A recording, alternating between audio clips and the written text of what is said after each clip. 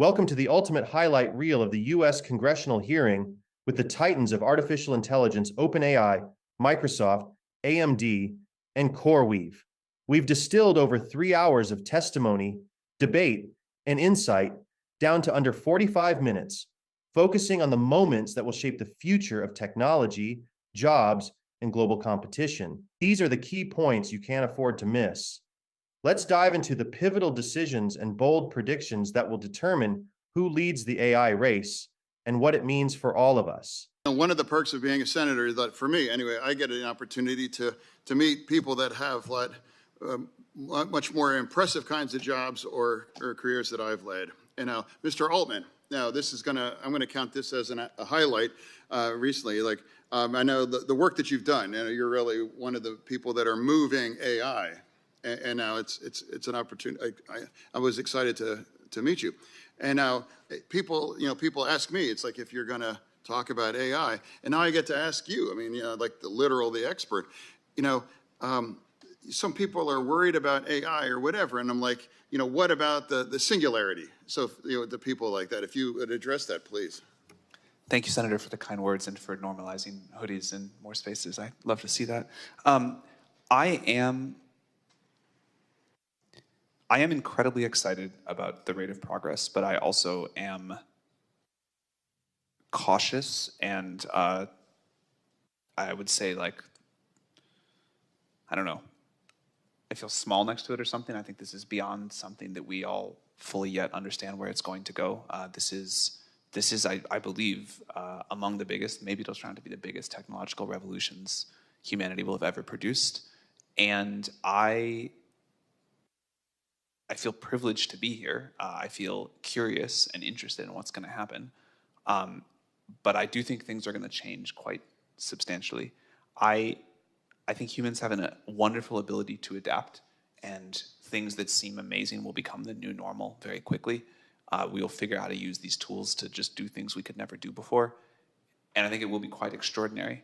But these are going to be tools that are capable of things that we can't quite wrap our heads around. And some people call that, as these tools start helping us to create future iterations, some people call that singularity, some people call that the takeoff, whatever it is, it feels like a sort of new era of human history. And I think it's tremendously exciting that we get to live through that and we can make it a wonderful thing. But we've got to approach it with humility and some caution. I think this is a big issue, and it's one coming quickly. I do not believe, I think there's a few areas to attack it. You can talk about AI that generates content, platforms that distribute it, how takedowns work, how we educate society, and how we build in robustness to expect this is going to happen. I do not believe it will be possible to stop the generation of the content. I think open source, open weight models are a great thing on the whole and something we need to pursue. But it does mean that there's going to be just a lot of these models floating around that can do this. The mass distribution, I think it's possible to put some more guardrails in place, and that seems important. But I don't want to neglect the sort of societal education piece. I think with every new technology, there's almost always some sort of new scams that come. The sooner we can get people to understand these, be on the lookout for them, talk about this as a thing that's coming and then a thing that's happening, I think the better.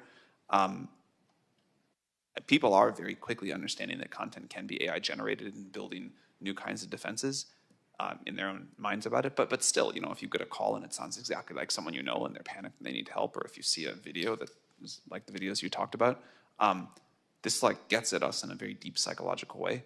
And I think we need to build societal resilience because this is coming. Mm-hmm.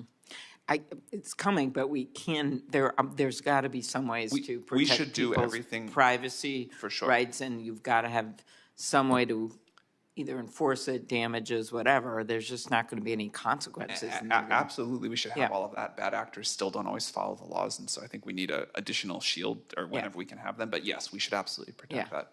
All right, we'll look forward to working with you on it. Thank you. So I have to say, Senator Klobuchar's question about fakes and AI fakes made me feel guilty, because I did in fact tweet out an AI-generated picture of Senator Fetterman as the Pope of Greenland. So I am guilty of doing so, although it may not be a fake. It may be a real. Hey, oh. Parody is allowed under the law. Parody is allowed. That is different than what I'm talking about. But Senator Fetterman should respond. Yeah, No. it may be real. It's a good shot, actually. All right. I have a few more questions, and then we will wrap up. Mr. Altman, what has been the most surprising use for ChatGPT you've seen? What are applications that you're seeing that are surprising? People message ChatGPT billions of times per day, so they use it for all sorts of incredibly creative things. I will tell one personal story, which is, I mentioned earlier, I recently had a newborn. Clearly people did it, but I don't know how people figured out how to take care of newborns without ChatGPT. That has been a real lifesaver. Google just revealed that their search traffic on Safari declined for the first time ever. They didn't send me a Christmas card. Will ChatGPT replace Google as the primary search engine, and if so, when?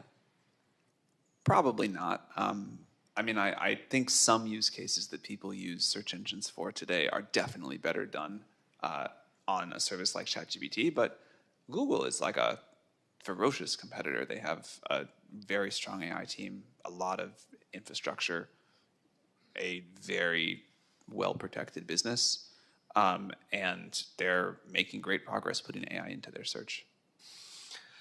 All right, so a question that I have spent a lot of time talking to business leaders, CEOs in the tech space, AI, and one question that I've asked that I get different answers on, and I'm curious what the four of you say.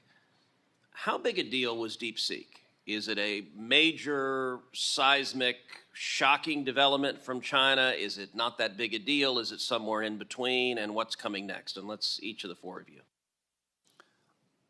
Not a huge deal. There are two things about DeepSeek. One is that they made a good open source model, and the other is that they made a consumer app that, for the first time, briefly surpassed ChatGPT as the most downloaded AI tool, maybe the most downloaded app overall. There are going to be a lot of good open source models, and clearly there are incredibly talented people working at DeepSeek doing great research, so I'd expect more great models to come. Hopefully also us and some of our colleagues will put out great models too. On the consumer app, I think if the DeepSeek consumer app looked like it was going to beat ChatGPT and our American colleagues' apps as sort of the default AI systems that people use, that would be bad. But that does not currently look to us like what's happening. I would say it's somewhere in between, Chairman Cruz. When you think about what we learned is, there are different ways of doing things. So we have lots of incredibly innovative people in the United States. American models are clearly the best by far. However, when you have constraints that are placed, there are other ways of doing things, and I think we learned a few things in the process. I think the open source nature of DeepSeek was one of the things that probably was most impactful in just terms of how much can be done in an open source, type of model and open ecosystem. But clearly, the United States is leading, and we need to continue, as we said, to accelerate innovation and adoption, as you started this hearing with. I think DeepSeek did a lot of things. One of the things that it did was it sort of raised the specter of China's AI capability to a much broader audience than was perhaps focused on it prior to that, right? And so you saw that kind of reverberate through the financial markets. You saw like a broad-based reaction, and suddenly everyone knows what DeepSeek is, and the fact that China is not theoretically in the race for AI dominance, but actually is very much a formidable competitor. And so, it was a starting gun in some ways for the broader population and kind of maybe the broader consciousness of the fact that this is not a fait accompli, and that we're going to have to work as America together to kind of propel our solutions forward. And shocking. I mean, it was one of a number of startups that we were following in China that we saw as having the potential to be innovative in this space. I do think there's a really interesting and important point that constraints encourage innovation in other ways. And I just think one of the interesting facts about DeepSeek is that of their, say, 200 or more employees, that was their size when they released these models, almost all of their employees, by design, were 4 years or less out of university. They wanted to hire people that would not bring to their work traditional ways of doing things. So the kids are taking over the world? They do, every generation. Talked at the outset about the AI diffusion rule being rescinded, which I'm glad. I think it was a bad rule. I think it was overly complex. I think it put on a number of our trading partners unfair restrictions. And so I'm glad the president is rescinding it. That doesn't necessarily mean that there should be no restrictions. And there are a variety of views on what the rules should be concerning AI diffusion. NVIDIA has argued that we want American chips everywhere, even in China. Others have argued that we want to restrict at least the most advanced processors. I'm curious, each of the four of you, what do you think the rule should be, if anything, is to replace the AI diffusion rule?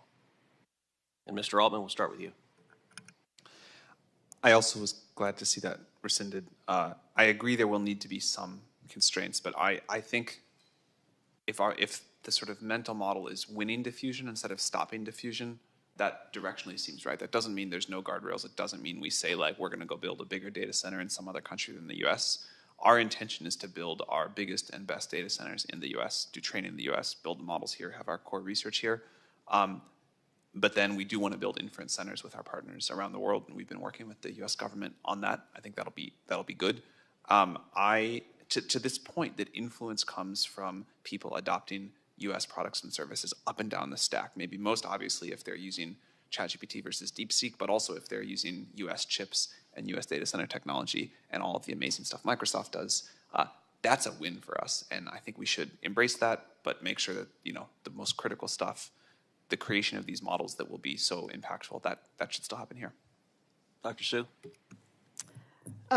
I think we would totally agree with the concept that some restrictions are necessary.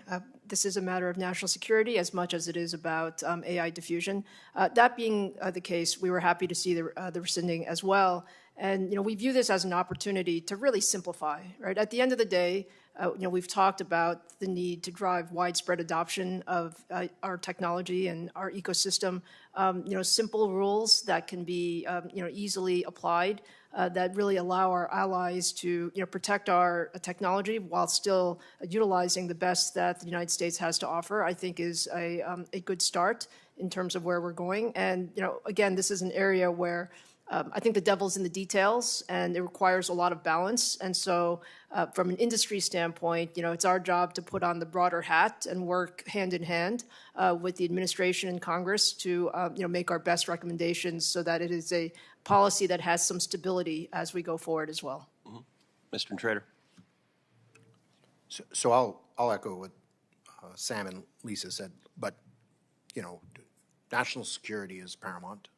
And then once you've addressed the limitations around national security, the opportunity to work with regulators to put together a regulatory framework beyond that makes a lot of sense. And the diffusion rule didn't allow us that opportunity to participate fully enough to feel like we were going to come away with what would be an optimal outcome at this point.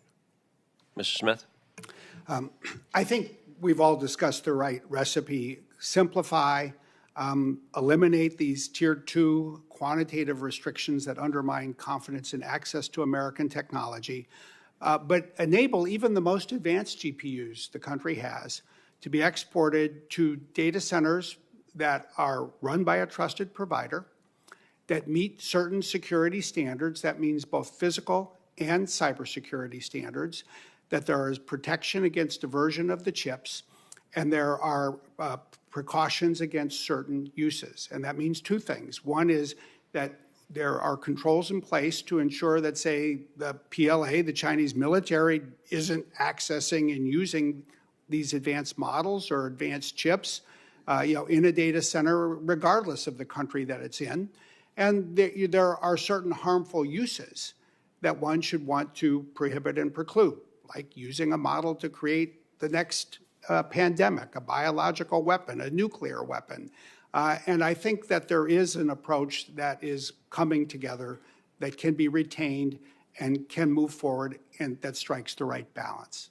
Okay, final question for each of you. Would you support a 10-year learning period on states issuing comprehensive AI regulation or some form of federal preemption to create an even playing field for AI developers and deployers? I'm not sure what a 10-year learning period means, but I think having one federal approach focused on light touch and an even playing field sounds great to me. Aligned federal approach with, really, thoughtful regulation would be very, very much appreciated. I agree with both my colleagues. Yeah, I think that builds obviously on the op-ed that you and Senator Graham published last year. And I think giving the country time, your analogy, your example was this work for the internet. There's a lot of details that need to be hammered out. But giving the federal government the ability to lead, especially in areas around product safety and pre-release reviews and the like, would help this industry grow. Well, I want to thank each of the witnesses. This was a very interesting hearing. It was informative. These issues matter. You saw a great deal of interest on both sides of the aisle in this topic. And so I appreciate each of you are very busy and doing a lot of things, and I appreciate your being here today. And with that, that concludes today's hearing. The committee stands adjourned. Well, those were the highlights that we found very impactful in this AI congressional hearing with the top leaders in the industry. Be sure to stay tuned to Useful AI Hacks, and we're going to be launching another video, as always, tomorrow at 11 a.m. Pacific Standard Time. If you'd like to see the full congressional hearing, it's also linked down in the description of the video. Thank you very much. Don't forget to like, share, and subscribe for more Useful AI Hacks daily. See you tomorrow.